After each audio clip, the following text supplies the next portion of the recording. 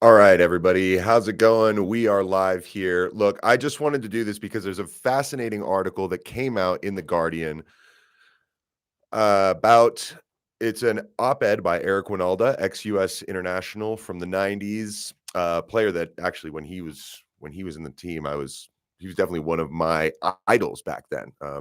He's an important player for the US, scored some big goals that are important for the history of the country. And here he has written an absolutely scathing article on the state of US soccer. All of this obviously coming off of the back of basically the Gio Reyna situation. What happened with Gio Reyna, Claudio Reyna, and his mom, Danielle? What happened with that whole situation during the World Cup? Now, to give a little bit of background to that whole situation, I think sure most people know about it, but right before the World Cup started, Gio Reyna was reportedly told by coach Greg Berhalter that the amount of time he would have on the team, on the field, would be somewhat limited. His role would not be crucial to the World Cup squad. Now, as one of the more talented players in the group, you ask yourself, why? Why would the coach do that? Why would he say that? He's being upfront. I think what Greg Berhalter did was he figured out a formation and style he wanted to play. This did not include crafty, tricky wingers as much as more of a 4-4-2 system that had to do with midfield athleticism. That was sort of what I saw him do during the World Cup. And it's true that Giovanni Reyna is not exactly the type of profile that works best in that role, right? So presumably Greg Berhalter told him, I will not be playing you as much. You're going to be coming off the bench. You're going to have an important role, in certain situations, but you are not going to be a key starter and key player. Okay. Giovanni Reyna, young guy, 20 years old, 21, didn't take it very well. And apparently, just what he brought to training in the lead up to the World Cup and at the World Cup was appalling. From what we've heard, what we've been told, basically every single player on the team and the coaching staff were like, dude, you need to buck up. He was giving less than 50%. He was moping, walking around, and this just wasn't working. So basically, they almost sent him home. Instead, they didn't. Everyone rallied around him, and I guess he started to improve his performances a little bit. Little did we know on the outside, at the same time, Claudio Reyna and Danielle Reyna, Gio's parents, were raising hell in the camp. Whether Claudio was getting in touch with people like Ernie Stewart and Brian McBride at the head of U.S. Soccer at the time, Danielle Reyna doing the same thing.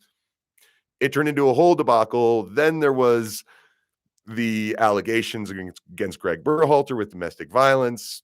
These turned out to be true. Everything, but this whole situation, if you want to read into it, you can. I don't want to spend too much time on that. But what it really brought to the surface was an issue of parents being a little bit too pushy in soccer in general in the United States, and what kinds of cultural things are leading to this sort of behavior and also our lack of improvement. So Eric Wynalda said, from coaches to pushy parents, U.S. men's soccer is married to mediocrity. And I thought that was a fantastic way to say it in the beginning. I have my own views on this. Yes, I grew up playing here, but I'm also a youth coach. I coach youth players of a lot of different ages. I have for about 8 years now, 9 years. And so I see the system. So I'm going to go through parts of this article here and really just kind of read through and give my opinion on what he's saying, because I think he really nailed it on a lot of his points here. So the American soccer community is still reeling from the fallout between former U.S. 17 coach Greg Berhalter and the Reyna family. Left the men's soccer program in absolute shambles, without a head coach, without a sporting director, without a general manager. The whole thing's a mess, and yet we see similar things in soccer across the U.S. every day. It's a product of the industry we've created. Parents feel entitled because they hand over big money for their child to play. They effectively pay to have an opinion. And that is something I hear a lot from people. People will say, they'll be yelling on the sidelines, yelling at the referees. Someone will tell them to quiet down. They're like, I have a right to be here. I have a right to say what I think and tell you my opinion. And to them, it's, well, I paid good money for my kids to be here, so I'm gonna criticize if I want to. Okay, fair. But then what's being helpful? So as the men's game in America continues to stall, the women's game is still thriving. After 2 successive World Cup victories, the rest of the world looks at us and wonders, why can't we figure it out? Why is U.S. soccer still a laughingstock? Okay, I don't personally think that comparing the US men to the US women makes a whole ton of sense. The competition field for them is totally different. The way the game has been developed on the women's side in other countries versus the US is completely different. But the model, the way that girls are brought up to play in this country and boys is really not that different. It's more about what happens when they compete with others. The women are streets ahead of pretty much everybody else, except for a few countries in Europe. That's not the case on the men's side. So I'm not really sure about that comment, Eric, but let's continue. People don't want to hear the reasons why because they're totally counterproductive to the industry we've created. But here's the first one: there are too many kids playing soccer. Interesting claim. Let me rephrase that. He said, it's wonderful that kids are playing the beautiful game, no doubt, but there are too many parents paying thousands of dollars for their kids to play alongside truly great players. That's not helping our best ones, and it doesn't help the average ones who are outclassed in every game they play. Our best players need to be playing with and against each other, not alongside a bunch of kids who effectively act as training cones. That's a very interesting idea that we haven't really filtered out teams that just are nothing but top players. And what you end up having is kids who pay to be on the elite team. There's enough spots, they get taken, but they're not elite players and they're playing with some. So that drags down the upper end and doesn't really help the guys on the lower end. Again, this is the kind of thing that changes from club to club, region to region. It's a wilderness out there. I think that's the biggest issue, is being able to streamline good players to where they should be. He goes on here. He says the boutique club programs they're meant to play for or play in aren't helping either. A while back, U.S. Soccer Federation de-emphasized high school soccer in order to prioritize club soccer. That was a mistake. Our best young players now have no idea what pressure is. They play their biggest games in front of a few parents in lawn chairs rather than in a buzzing high school stadium where pride and a sense of occasion are on the line, as are your opponents as are your opponent's fans who are yelling at you for 90 minutes. This is a very good point. I think a lot of people say that high school soccer is frankly shit. A lot of people don't think it's very good. And there is some truth to that, because you do have some kids who just happen to be in an area where the high school that they play for is not good, but they play for a really good club team. So in a way, it doesn't help them very much during their high school season. And because high schools are meant, they get kids from where they are, you don't really get to go and choose talent and build a team. But it's also true that one of the issues I have as a coach is a lot of the kids that I coach in the club level, all they ever do is play against kids at their age, at their level. Whereas once you play in high school, you now have to go against players that are older than you, right? If your very first year, you're 14 years old, you're playing against 18-year-olds, or at least trying to vie for a spot in that scene. So, and the better you are, the more opportunity you have to play with players that are older than you. And yes, the atmosphere is totally different at high school. I mean, the high school I coach at, teams hate playing there because our crowd is raucous, they're noisy, and we always come ready to play. So it's a great atmosphere for kids to learn how to deal with pressure, because pressure from their peers is huge. And yeah, club soccer, the environment's always dead. Yeah, like he said, it's a bunch of parents in lawn chairs. That's pretty much it. So the model of travel ball youth soccer is often derisively called pay to play. But you have heard of stay to play. But have you heard of stay to play? Many clubs have instituted policies requiring the entire team to just stay at a certain hotel when they travel to tournaments. It tells you everything about where the priorities are, I guess. The national team used to operate in creating districts with trials. So this was basically, and I'm not going to read through this, but there was a thing called ODP, Olympic Development Program. It was the best way of siphoning out who the best players are in each region. But things have changed now that you have a whole bunch of different elite leagues. So he says America's elite youth soccer system has been problematic for a while. When the U.S. Soccer Federation disbanded its development academy in 2020, one of the main criticisms about the setup came from referees. They complained that club games weren't competitive enough. That's fascinating. These manufactured games inevitably featured coaches telling players not to make any mistakes and to focus solely on possession. They might as well have had folded up the goals and taken them home, because nobody was taking any shots, nobody was taking any risks, or taking on an opponent. Everyone treated soccer like a giant game of hot potato. Yeah, I would say that right there, that comment has to do with the way Pep Guardiola's tiki-taka Barcelona, that style just went through the whole game to the point where I cannot tell you how many coaches thought this is the way you have to play the game. Any balls in the air, any long passes are bad. A lot of people really believed in that. So you did see a whole bunch of possession with no progression football for quite some time. Major League Soccer can only do so much with what it has, but it should be taken seriously. It should be taking a serious look at what happened in Italy. The Azzurri have failed to qualify the last 2 World Cups because they have populated their league with more foreign talent than ever. And all they've done is make Belgium, the Netherlands, and everybody else better. Meanwhile, who has the MLS helped? The league has had a wonderful opportunity for Costa Rica, Guatemala, El Salvador, and other CONCACAF nations to get better. How do you think Panama reached their first and only World Cup in 2018? Also, you can't spend millions of dollars on the likes of Thierry Henry, Wayne Rooney, Steven Gerrard, Frank Lampard, and claim to be developing young players. You're preventing an opportunity for a young player to compete so that another player can comfortably retire. That's a very good point about the MLS.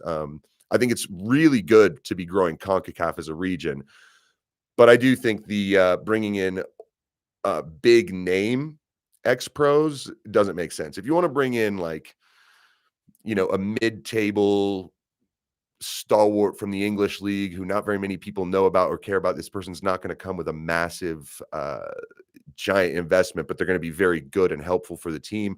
That's fine. But the big names really have been duds a lot of the time. There haven't been very many that have worked out all that well. And if you're spending money on that, you're not spending money on the youth development.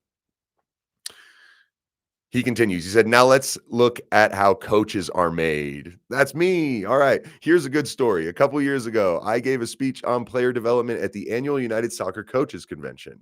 Afterward, I had a beer with a professional scout from Holland who'd heard my talk about American players. And this is in quotes, said, we're very much enjoying seeing the U.S. shoot itself in the foot every year. He said, Eric Wynalda responded, I asked him what he meant. He smiled, paused, and then said, out of curiosity, why are only 10 coaches in a country of 350 million people allowed to get their U.S. soccer pro level coach license every year? So he continues, he's spot on. If I were trying to ensure stagnation in America, I'd populate the federation with ideas that prohibit us from growing the number of coaches. Why are we implementing European-style programs suited for countries of 10 million people in a country of our size? In other words, America has a lot of players, but if you limit the number of coaches, what can they do? Thank you for bringing this up, Eric. Okay, I'm going to take a shot at this. I have a USSFC license. I started doing my coaching badges when there was this thing called the E-license, which is now the grassroots course. You can do that online. I actually had to go out for a weekend and, run sessions and do the whole thing. I also have my D license, and I got my C license in 2018. The price of these continues to rise every year. I've been looking to get my B. COVID got in the way. I'm not going to do it this year. I look to do it next year. It's $2,500 course. And frankly, it is very difficult to get into. You have to apply, and basically they kind of just pick and choose whether they're going to take you or not. It has very little to do with whether or not you already have the prior licensing and if you are coaching. I mean, the requirements to get the B license are you need a C, you need to have held it for a year, and you need to be coaching a team that is 13 years or older. That's it. Yet I know people, my colleague who I work at the high school with, we've won 2 state titles in a row with our high school team, and he still has been getting rejected from the B license. My question to U.S. Soccer, what are you doing to actually help grow coaches in the game? If you only allow 10 per year to get their pro license, a lot of people are going to go, well, that's never going to happen because it's of the filtration system. There's always going to be ex-pros that go in and get the spot instead. What's the point? And we've been seeing this with all the other licenses. It is very difficult to get in. And then once you're in, it's very, very, very easy to pass. So in a way, what they do is they make it so that they're making it an exclusive club of people who can get the license. But the license itself is just that. It's a license. It's not actually like you did a year-long course that was rigorous, hard, and you made it. Here you go. You've got a B. If that was the case, if it's a rigorous course, let a bunch of people in and fail a bunch of people throughout the course. But if it's this course that's not that difficult to get, that the hardest part is just to get in, well, guess what? You're going to limit the amount of people that get that education. What's the point of that? That's my rant on the coaching situation. It is mind-numbingly stupid. And by the way, yeah, the amount of terrible coaches in our country in the US is astounding. Like, look around, how many people know how to just coach the game, right? How many people need to use drills from the 80s and 90s throughout everything? There's lines, there's players standing around. Kids don't like it. Like, they don't learn, they don't get taught to critically think. You see this stuff all over the place. So providing better education would be the easiest way to solve these issues. And this is what US soccer is doing. So I'm really glad he brought this up. And this is the last paragraph of the article, and then I'll call it. But he says this has been going on for years, and we never learn because we're always looking to Europe for ideas, and we keep getting the same results. Every American youth player of a certain age remembers the first time they heard that English accent. Those accents over the years have changed from German to French to Dutch to Portuguese. We end up trusting experts who aren't good enough to succeed in their own countries. Though if I were a mediocre foreign coach who couldn't get a job back home, I'd come to America. Why? Because there's no pressure here. We're married to mediocrity. Well, all right. Eric Wynalda, taking shots. I'm fine with it. Look, I'll close it here. Glad I got a little bit of a live stream in, and hope that anyone who wants to watch this in the future enjoys it. But look, this is a very big issue in this country. And when you hear a lot of pundits, journalists, just anyone talk about the game, they'll talk about how high the expectation is for what this country can achieve. But the reality is, most of the players that actually get to a really high level from the United States, a lot of them left when they were 13, 14, 15. They went to Germany. They went to somewhere in Europe where they got a proper coach, proper playing education. When you look at the US national team from the World Cup, right?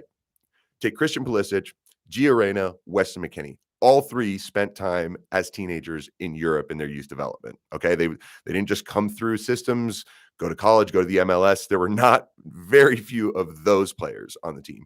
Then you've got a guy like Serginho Dest, Yunus Musa, Anthony Robinson. These are three guys who were born and raised in Europe and ended up they were raised in Europe. They were brought up and developed in England or somewhere in Europe. So more than half the squad was not developed in the United States. The ones that were, you got Matt Turner, who's a goalkeeper, of course. I think Tim Ream's been developed in the United States.